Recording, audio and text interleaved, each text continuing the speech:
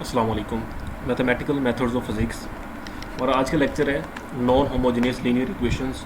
हम देखेंगे non homogeneous linear equation क्या होती है और हम उसको सॉल्व करने का मेथड क्या होता है, हम नॉन होमोजेनियस लीनियर इक्वेशन को किस तरह सॉल्व करते हैं। तो चलिए चलते हैं लेक्चर की तरफ। The solution of a second order non homogeneous linear equation of the form, हमारे पास जो नॉन होमोजेनियस लीनियर इक्वेशन होती है वो कुछ इस फॉर्म के अंदर होती है। ठीक है, A Y double dot plus B Y dot plus C Y is equal to G X. ये हमारे पास एक जनरल सोल्यूशन है non homogeneous linear differential equation का, where A B and C are constants. ये हमारे पास कॉन्स्टेंट्स हैं। A does not is equal zero and G X is the continuous function of X on a given interval of the form. हम non homogeneous linear equation को solve करने के लिए हम दो चीज़ें फाइंड करते हैं, हम दो सोल्यूशन फाइंड करते हैं। इसके अंदर एक हम कॉम्प्लीमेंट्री इक्वेशन का जो सोल्यूशन होता है वो फाइंड करते हैं और एक हम उसका पार्टिकुलर सोल्यूशन फाइंड करते हैं। उन दो सॉल्यूशंस को जब हम सम करते हैं तो हमारे पास जो वाई एक्स आता है, ये सोल्यूशन होता है जो हमारे पास linear non homogeneous linear equation का सोल्यूशन होता है। तो यहाँ पे वाई पी एक्स हमारे पास एक पार्टिकुलर सोल्यूशन है, ठीक है, और वाई सी एक्स जो हमारे पास एक जनरल सोल्यूशन है ऑफ द कॉम्प्लीमेंट्री इक्वेशन। वो हम किस तरह निकालते हैं, हम इस जो गिवन इक्वेशन होती है उसको is equal to zero put करके हम जो है एक जो जनरल सोल्यूशन होता है वो फाइंड करते हैं, देन हम पार्टिकुलर सोल्यूशन फाइंड करते हैं, देन हम लास्ट में उसको सम अप करते हैं। तो हमारे पास जो फाइनल इक्वेशन आती है वो हमारे पास नॉन होमोजेनियस लीनियर इक्वेशन का सोल्यूशन होता है। हमारे पास सबसे पहले है कि हमने जो जनरल सोल्यूशन है वो हमने किस तरह फाइंड करना है। जनरल सोल्यूशन फाइंड करने के लिए हमने सिंपल जो हमारे पास गिवन इक्वेशन है उसको सिंपल हमने क्या करना है, is equal to zero put करना है। देन हमने उसका एक लग्जरी सोल्यूशन बनाना है, एक इक्वेशन बनानी है। उस इक्वेशन से हमारे पास कुछ दो रूट्स निकलेंगे, उस रूट से हम जो है उसका एक जनरल सोल्यूशन हम बना लेंगे। जैसा कि हम इसके एग्जाम्पल सोल्व करेंगे तो आपको समझ आ जाएगी। हमारे पास फर्स्ट एग्जाम्पल है, solve the differential equation y double prime plus three y prime plus two y is equal to x square. ये हमारे पास एक डिफरेंशियल इक्वेशन है, हमने इसका सोल्यूशन फाइंड करना है। हमने सिंपल क्या करना है, इस इक्वेशन को हमने पुट कर दिया is equal to zero. Then हमने इसका एक लग्जरी एक इक्वेशन बना ली है। वो हमने इक्वेशन किस तरह बनानी है कि हमारे पास ये वाई डबल प्राइम है, हमने आर स्क्वायर लिख देना है, प्लस थ्री वाई प्राइम है, हमने थ्री वाई लिख दिया, प्लस टू वाई, यहाँ पे टू वाई है तो हमने यहाँ पे जो है इस वाई को इग्नोर करना है, यहाँ पे हमने सिर्फ कांस्टेंट वैल्यू लिखनी है टू। तो r square plus three r plus two is equal to zero. Then हमने इसकी फैक्टराइजेशन करनी है तो हमारे पास दो रूट्स आएंगे, r one r plus one r plus two. इसी को is equal to zero put करेंगे तो हमारा r one is equal to minus one आएगा और r two is equal to minus two आएगा। अब हमारे पास जो जनरल सोल्यूशन की जो एक जनरल फॉर्म होती है वो होती है वाई वन ई की power R one X plus C two E R की two R power R two X, जो कि हम ऑलरेडी लेक्चर्स के अंदर पढ़ चुके हैं। तो हमारे पास सिंपल हमने क्या करना है, आर वन और आर टू की वैल्यूज़ को यहाँ पे पुट करना है। हमने आर वन की जगह पे आर वन की वैल्यू पुट की जो कि माइनस वन थी तो यहाँ पे माइनस एक्स हो गया। यहाँ पे आर टू की जगह पे आर टू की वैल्यू पुट की जो कि माइनस टू था तो यहाँ पे माइनस टू एक्स हो गया। अब ये हमारे पास जो जनरल सोल्यूशन था वाई सी वो हमने फाइंड कर लिया। अब हमारे पास दूसरा सोल्यूशन रहता है जो कि हमारे पास क्या पार्टिकुलर सोल्यूशन है। अब हम उस पार्टिकुलर सोल्यूशन की तरफ जाएंगे। अब उसको फाइंड करने का मेथड हमारे पास क्या है, पार्टिकुलर सोल्यूशन फाइंड करने का। हमने particular solution find, we need to find a particular solution. हमने जस्ट क्या करना है, उसके लिए एक ट्रायल सोल्यूशन बना लेना है। वाई पी एक्स इस एक गिवन इक्वेशन को देखते हुए, हमारे पास गिवन इक्वेशन क्या थी, ये थी। इस गिवन इक्वेशन को देखते हुए हमने क्या करना है, एक ट्रायल सोल्यूशन बना लेना है। अब यहाँ पे हमारे पास क्या है, वाई डबल प्राइम था, three y prime plus two y. हमने इसका ट्रायल सोल्यूशन बनाना है। यहाँ पे क्या आ जाएगा, यहाँ पर हमारे पास क्या आ जाएगा, कांस्टेंट की जगह पे हम कांस्टेंट पुट करेंगे, A X square plus B X plus C. ये हमारे पास एक ट्रायल सोल्यूशन बन जाएगा। गिवन इक्वेशन को देखते हुए वाई पी का हमारे पास ट्रायल सोल्यूशन ये बनेगा। अब इसमें से हमने क्या करना है, ये जो कांस्टेंट्स हमने यूज़ किए हैं ए बी सी, हमने इनकी वैल्यूज़ को फाइंड करना है। वो हमारे पास वैल्यूज़ किस तरह फाइंड होंगी, हमने क्या करना है, ये वाई पी एक्स है, हमने पहले इसका फर्स्ट डेरिवेटिव लेना है, ठीक है, क्योंकि हमारे गिवन इक्वेशन के अंदर क्या है, सेकंड डेरिवेटिव भी है, फर्स्ट डेरिवेटिव भी है। हमने क्या करना है, इसका फर्स्ट डेरिवेटिव लेना है, सेकंड डेरिवेटिव लेना है, देन हमने उसको इस इक्वेशन के अंदर पुट कर देना है। हमने सिंपल ये किया, हमारे पास ये जो वाई पी है इसका पहले हमने फर्स्ट डेरिवेटिव लिया, फर्स्ट डेरिवेटिव लेंगे तो हमारे पास क्या आएगा, टू ए एक्स प्लस बी आ जाएगा। इसका फर्स्ट डेरिवेटिव हमारे पास क्या है, टू एक्स प्लस बी। हमने इसका सेकंड डेरिवेटिव लिया जो कि हमारे पास क्या आ जाएगा, इस इक्वेशन का सेकंड डेरिवेटिव लेंगे तो टू ए आ जाएगा। अब हमारे पास सेकंड डेरिवेटिव भी आ गया और फर्स्ट डेरिवेटिव भी आ गया। अब हमने इस सेकंड डेरिवेटिव, फर्स्ट डेरिवेटिव और ये y की वैल्यू को गिवन इक्वेशन के अंदर हमने पुट कर देना है। गिवन इक्वेशन के अंदर पुट किया तो हमारे पास ये वैल्यू आ जाएगी, two a plus three two A x plus b plus two x square plus B x c is equal to x square, ठीक है। इसके अंदर पुट करने के बाद हमने इसको अंदर सिंप्लीफाई करेंगे, 3 को अंदर मल्टीप्लाई कर दिया, 2 को अंदर मल्टीप्लाई करवा दिया। अब हमने क्या करना है, कोफिशिएंट को इक्वेट करना है। पहले हमने एक्स स्क्वायर के कोफिशिएंट को इक्वेट किया, हमारे पास 2a इज इक्वल टू 1 आ गया। इस साइड पे एक्स स्क्वायर के इक्वेशन के कोफिशिएंट 2a है और यहाँ पे 1 था, तो 2a इज इक्वल टू 1 आ गया, a की वैल्यू 1/2 आ गई। देन हमने क्या किया, यहाँ से अब 6a प्लस 2b है इज इक्वल टू 0, यहाँ क्योंकि हमारे पास x के कोफिशिएंट यहाँ पे 6a प्लस 2b था, ठीक है, और यहाँ पे हमारे पास जो है इज इक्वल टू यहाँ पे 0 था, तो हमने 6a plus 2b is equal to 0 put किया हमारे पास यहाँ से। और नेक्स्ट हमने कोफिशिएंट इक्वेट किए कांस्टेंट्स के कोफिशिएंट हमारे पास यहाँ पे इक्वेट हो गए। अब इस इक्वेशन के अंदर जब हम a की वैल्यू पुट करेंगे तो हमारे पास b की वैल्यू आ जाएगी। अब हमारे पास b और a की वैल्यू आ गई है, b और a की वैल्यू को इस इक्वेशन के अंदर पुट करेंगे तो हमारे पास c की वैल्यू आ जाएगी। तो ये देखिए हमारे पास पहले हमारे पास b की वैल्यू फाइंड हुई, a की वैल्यू पुट करने से b की वैल्यू आ गई। देन हमने क्या किया, ये बराबर b की वैल्यू है, देन हमने c की वैल्यू फाइंड करने के लिए उस इस इक्वेशन के अंदर a और b की वैल्यू पुट कर दी, हमारे पास c की वैल्यू भी आ गई। अब हमने इस a b c की वैल्यूज़ को हमारा जो सोल्यूशन था, कौन सा पार्टिकुलर सोल्यूशन का जो ट्रायल सोल्यूशन बनाया था, इसके अंदर पुट कर देना है। हमने इसके अंदर पुट करेंगे, ठीक है। ये हमारे पास a b c की 3 वैल्यूज़ आ गई हैं। इस 3 वैल्यूज़ को हमने उस पार्टिकुलर सोल्यूशन के अंदर पुट किया, हमारे पास 1/2 कॉमन आता था, 1/2 हमने कॉमन ले लिया। अब हमारे पास ये पार्टिकुलर सोल्यूशन आ गया और जनरल सोल्यूशन हमारे पास बना था, तो हमारे पास फाइनल की इक्वेशन क्या आएगी, उन दोनों इक्वेशन को हम सम अप कर देंगे, y is equal to y p plus y c, y p को ऐड कर देंगे वाई सी के साथ, वाई पी को वाई सी के साथ ऐड कर दिया। ये हमारे पास जो सोल्यूशन आ गया है, ये हमारे पास फाइनल सोल्यूशन है नॉन होमोजेनियस लीनियर इक्वेशन का। यहाँ तक हमारी एग्जाम्पल एंड होती है। नेक्स्ट आगे एग्जाम्पल है y double prime plus 9y is equal to e power minus x4। Simple हमने वही काम करना है, पहले हमने वाई सी फाइंड करना है। वाई सी फाइंड करने के लिए हमने क्या करना है, इस इक्वेशन को इज इक्वल टू 0 पुट करना है। इज इक्वल टू 0 पुट करने के बाद नेक्स्ट स्टेप हमारा क्या होगा, हमने इसका एक ऑक्सिलरी इक्वेशन बनानी है। इसकी ऑक्सिलरी इक्वेशन क्या बनेगी, आर स्क्वायर प्लस 9 बनेगी, ठीक है, इज इक्वल टू 0।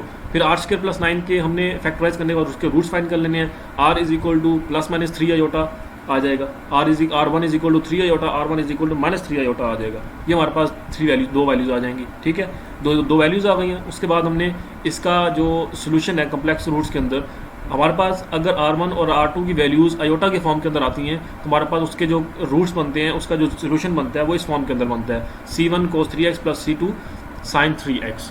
ये याद रखना है आपने। हमारे पास वाई सी आ गया। नेक्स्ट स्टेप हमारा क्या है, हमने पार्टिकुलर सोल्यूशन फाइंड करना है। पार्टिकुलर सोल्यूशन फाइंड करने के लिए हमें क्या जरूरत है, हमने इसका ट्रायल सोल्यूशन बनाना है। अब इसका ट्रायल सोल्यूशन क्या बनेगा, सिंपल इसके साथ हमने क्या लिख देना है, ए लिख देना है, ए इंटू ई की पावर माइनस x4। ये हमारे पास इसका ट्रायल सोल्यूशन आ गया।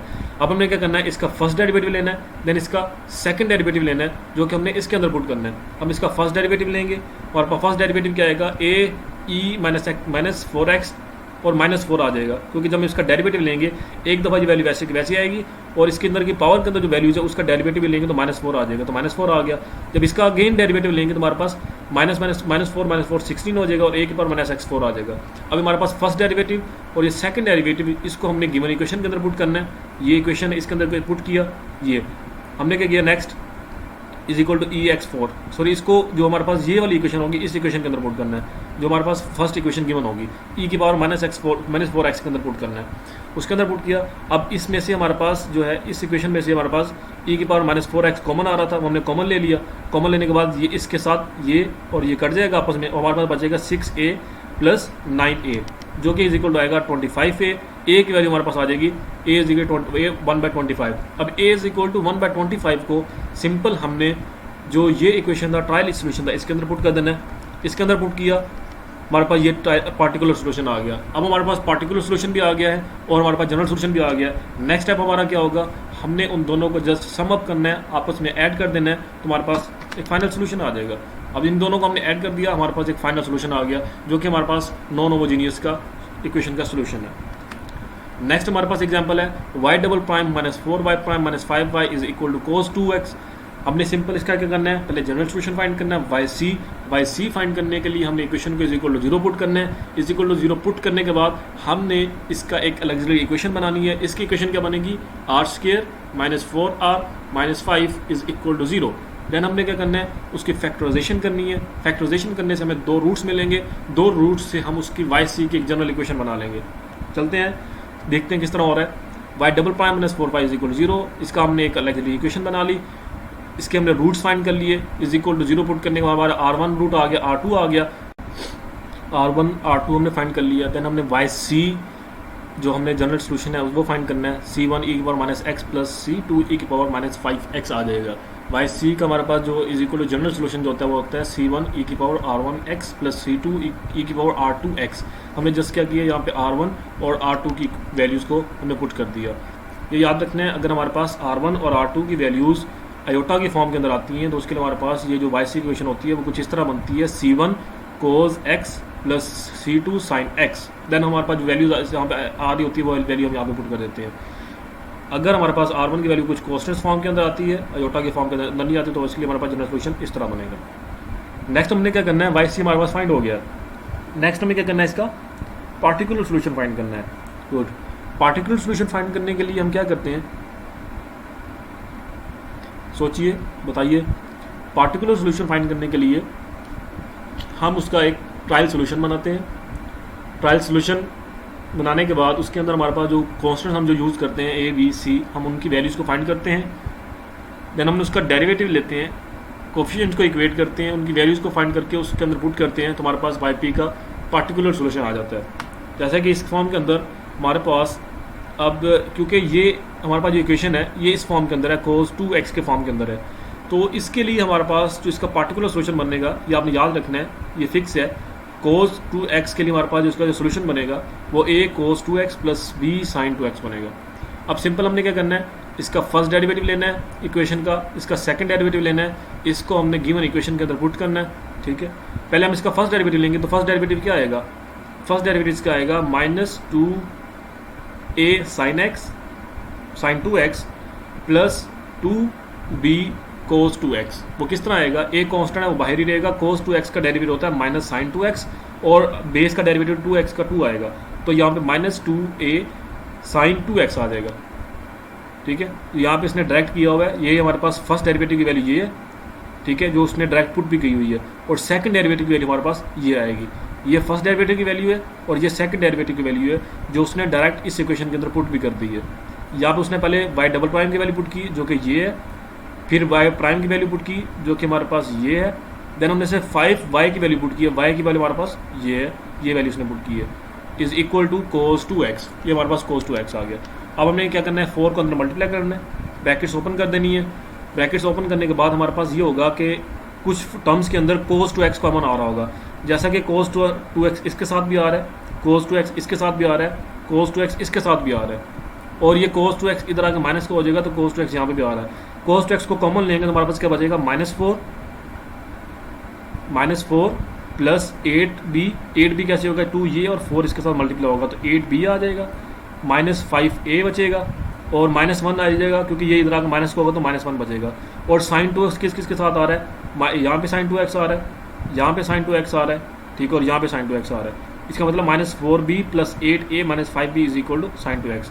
अब हमने इसमें से ये जो वैल्यूज़ हैं इनको लेना है, इनको लेना है, इसको इज इक्वल टू 0 पुट करना है और इसको इज इक्वल टू 0 पुट करना है। ठीक है, तो ये हमारे पास जब ये इज इक्वल टू 0 पुट करेंगे तो ये 1 इधर प्लस का हो जाएगा, इसके अंदर 8a minus 9b is equal to 0।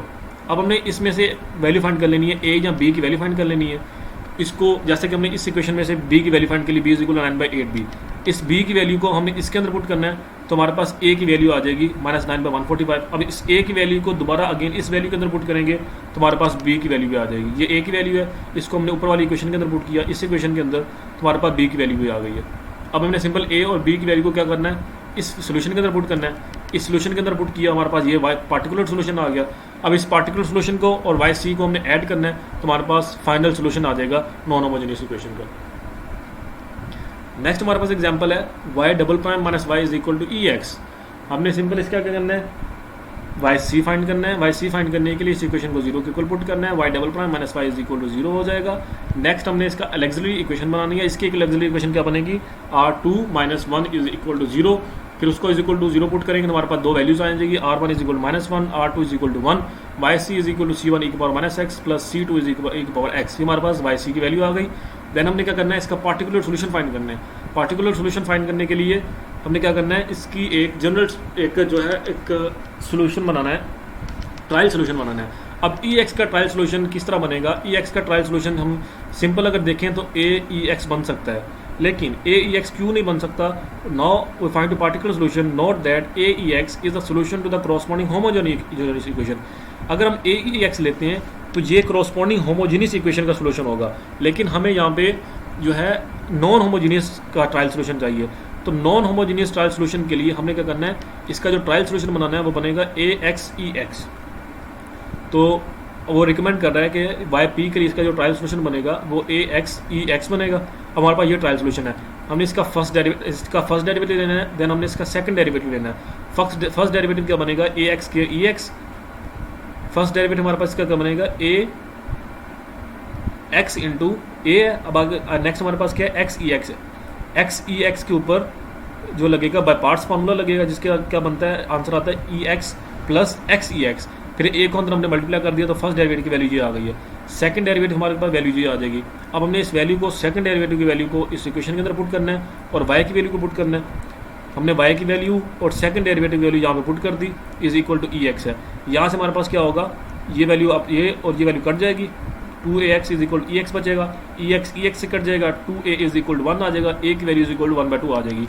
अब इस A की वैल्यू को हमने क्या करना है, उस जो हमारे पास सोल्यूशन था, ट्रायल सोल्यूशन था ये वाला, इसके अंदर पुट कर देना है 1/2 XEX। हमारे पास पार्टिकुलर सोल्यूशन की वैल्यू आ गई। इस पार्टिकुलर सोल्यूशन की वैल्यू को जो है ना, इस पार्टिकुलर सोल्यूशन की वैल्यू और YC की वैल्यू, उन दो वैल्यूज को हमने आपस में क्या कर देना है, सम अप कर देना है। Y is equal to YP plus YC 1/2 XEX plus C1EX plus C2EX। ये हमारे पास जनरल सोल्यूशन आ गया। तो ये था हमारा आज का lecture, non homogeneous linear equation. मिलते हैं नेक्स्ट लेक्चर के अंदर, तब तक अपना ख्याल रखिएगा। अल्लाह हाफिज़।